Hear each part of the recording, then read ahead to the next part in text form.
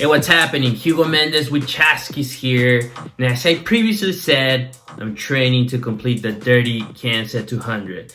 And as part of this journey, I'm releasing a series of videos where you will learn through my own experience how to get ready for this race. On this second video, I talk with my good friend Brian, who's not only a very experienced cyclist, he's also a bike shop owner, bike mechanic, and also he's a Dirty Kanza veteran. So today's video is going to be focused on how to have a great race strategy to complete the Dirty Kanza 200. So Brian is going to focus on giving advice on things such as bike setup, logistics, nutrition, hydration, the course, etc. It's going to be awesome.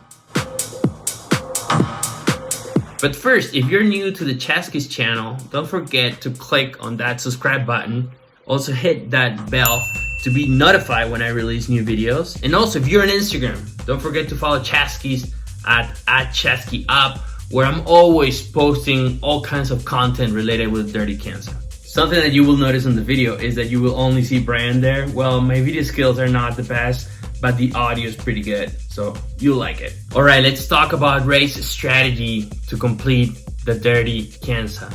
Here are my main takeaways that I got from my conversation with a Dirty Kanza veteran. Your vision should be such, depending on your experience, of primary importance. Go in thinking you're going to finish. Prepare for that distance. And then you can't understate what 200 miles of hot, not always hot, any condition. Can you handle some wind and some rain and some muddy creek crossings and endless hills and a lot of wind? So you're going to get mentally prepared. Yeah. Just know that you're in it for the distance. Doing long miles, if you can get out there, and you don't have to. Not every day can be long, and even once a week sometimes can't be. But if you can do one long ride a week and just keep ramping it up, if you can get to the point where you can bang out 100 miles and feel really good about it. Having one long, hard day does wonders, and I would do more if I could, but you can't do too much. You'll end up getting slower. We have to be realistic too, and with limited time means you have to do more intensity to get stronger. But that's a good thing. Yeah. It helps you. It always helps you. Even the biggest endurance racers, if they do some real intensity, it always helps. A couple big things. We live in an area with really smooth gravel. I hardly call it gravel. Down here on the flats, it's more like brown pavement. You could do it on a road bike. It's going to be different in the Flint Hills. You're going to deal with bigger rocks with sharp edges. And one of the best things you can do is run a bigger tire with sidewall protection. Not a flimsy, super light race tire. That will actually slow you down as you tear the sidewall and pinch flat and this and that. Probably want to go at a super minimum for that course, a 38 millimeter tire. And the other thing is, you don't know what the weather is going to be. So the year we did it, we went through a huge river crossing, then various in and out of ditches where the roads were out. And one section of the road was ultra muddy, and then many, many miles bone dry with big rocks. Bigger tires to handle the bigger rocks. If you go too big of a tire and it gets muddy, well, guess what? Your tire is really close to the chain stays and the seat stays, or coming through the fork crown up front. So it's if it starts packing up with mud, you've got to stop and clear that out and get going again. And massive waste of time and energy. Although mud slows everyone down, it's going to be the longest day you've ever had in the saddle, and it's going to break you several times, and you're going to need to be mentally tough just to get through it. You're going to mentally come unraveled most likely times and have to pull yourself together and be like, Hugo, let's do this. Yeah. I don't care. We're not stopping. Two things that are in my mind. Rest, eat, stretch, whatever you got to do, and then get on that frickin' bike and keep pedaling. Here's what's going to happen. You've got the called up pros and some of the top people from the previous years. And if there's any celebrity, like super pros there, they'll all be called up by name. Like James Voigt and bingo. Yeah. Men and women, they'll be called up. They're in the first little section. And now you've got 2,500 people behind you. Now a pretty fair number of those are going to be like super gung-ho, wanting to hang with the pros, get the best in their age category, you name it. But they're going to have a neutral zone out of town, and then the car is going to roar up ahead, and it's game on. So what is a neutral zone for people who are not aware of that term? A neutral zone is there's going to be a car up front and leading you out of town. It's like a pace car at a motor race. And they're going to keep the speed under control. And people are going to kind of up front be jockeying for position, trying to move up a few rows, come up on the sides. It's going to get real congested up there because the top people they're just biting at the bit. They're just ready. So when that pace car rolls away or pulls off, it's game on, and it's going to go off like you won't even believe it. It's just boom, 25, 30 miles an hour, this huge rolling pack just sprinting practically for the open gravel sections. And everyone else does not want to do that. Don't get caught up in that excitement. It's very easy to do and there's all these excited people around you. Adrenaline's high. Everyone's kind of starting to push the pace. The pace is creeping up. Before you know it, your heart rate's so high. You're like, what am I doing? You're at your limit, and you're thinking, oh, great, only 190 more miles to go. It's very easy. It happens, and then you kind of blow up and you have to recover. You don't want that to happen. Keep it under control.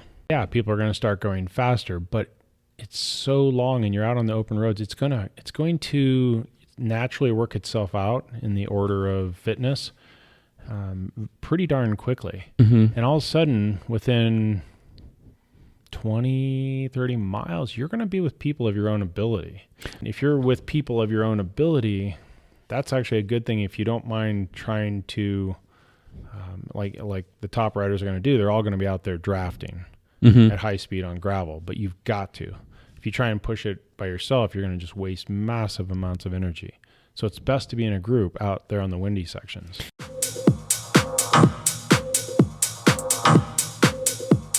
Everyone's going to go gang-ho. Do not get caught up in that.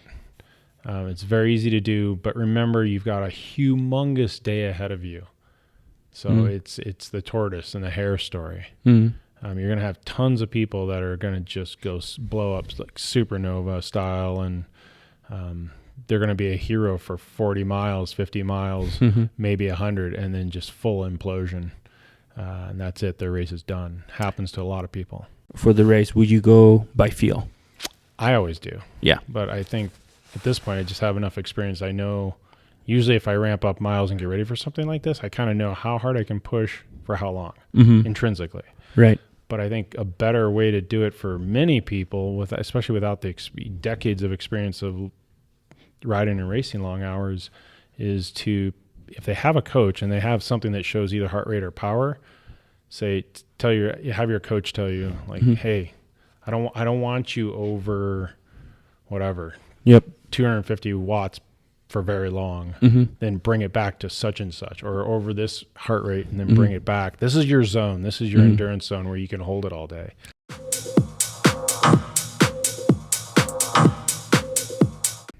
Don't want to do it the way I did it, which was winging it completely. I didn't even have an official crew or anything dropped off. I think I gave a bag to some friends, and then I didn't even know what they looked like, and I had to search around frantically for way too long to even find them, to find my stuff.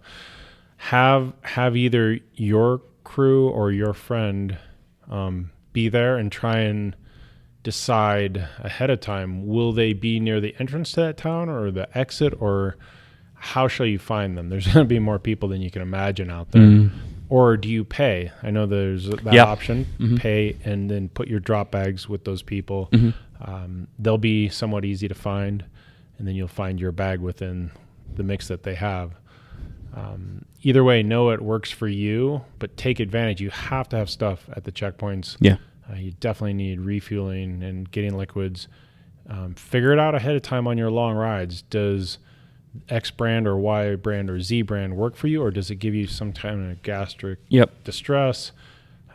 You have to be super comfortable with your food preparation, like stuff that works and just keeps working. Got it. And don't do any experimenting the day of the race. Right. That's never a good thing.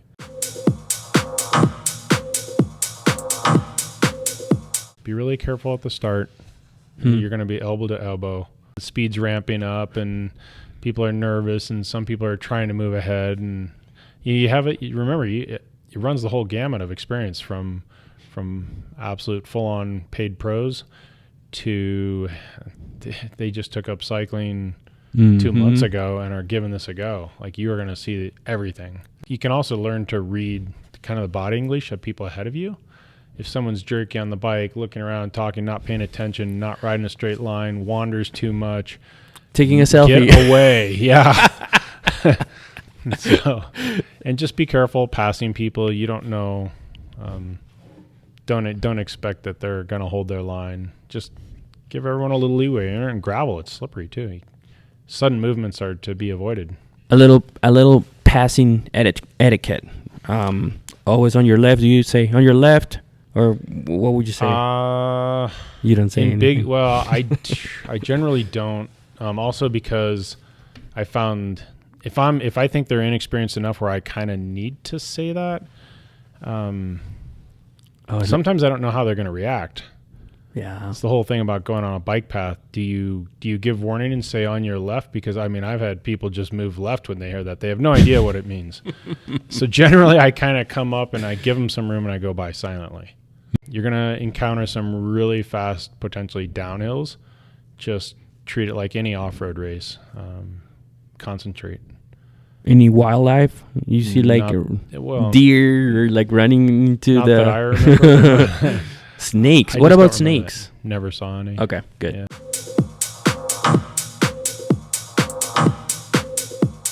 Another thing I was going to ask you, that everything related to weather.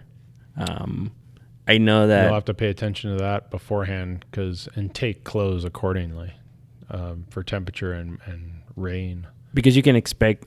I mean, it's going to be hot. It's probably going to rain. The other thing too is, how long will you be riding for? Potentially, I mean, a lot of people are preparing to go into the night. Me, I'm definitely then lights, wind jacket, right? Depending on temperatures, possibly knee warmers. I don't know.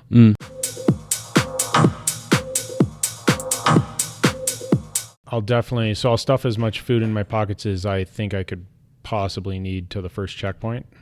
Same with liquids. And that being a really long race, I will take something like nowadays I would take Hot Shot, probably one canister of or one little bottle of something like Hot Shot. That's for cramps. Things like pickle juice, and there's other things. Like, if it works for you, take it. Because you're going to get to maybe a certain part in the day where you're super fatigued and you've been pushing hard and for way more hours than you're used to. And there's a good chance you might cramp. For that course, I would take 2 inner tubes and a patch kit. CO2s if you want to save the time, but that weighs something. Otherwise, a pump is always necessary, even if you use CO2, because if the CO2 fails or doesn't somehow, you need another one, or you loan one to a buddy, a pump is always there as a backup. You have to have that. Patch kit, if you on your third flat, okay, pull, take your time, do it right, patch your tube. Learn how to do all this stuff ahead of time. I assume almost everyone's running tubeless now. So the tube is literally just for a backup. And a small piece of Tyvek or a dollar bill, power bar wrapper, what have you. Something to boot the tire in case the sidewall rips. And look at videos and have someone explain that to you, how to put a boot in a tire for a sidewall rip and then get a tube in there. Because once you rip a sidewall open, the sealant's not going to work on that big of a tear.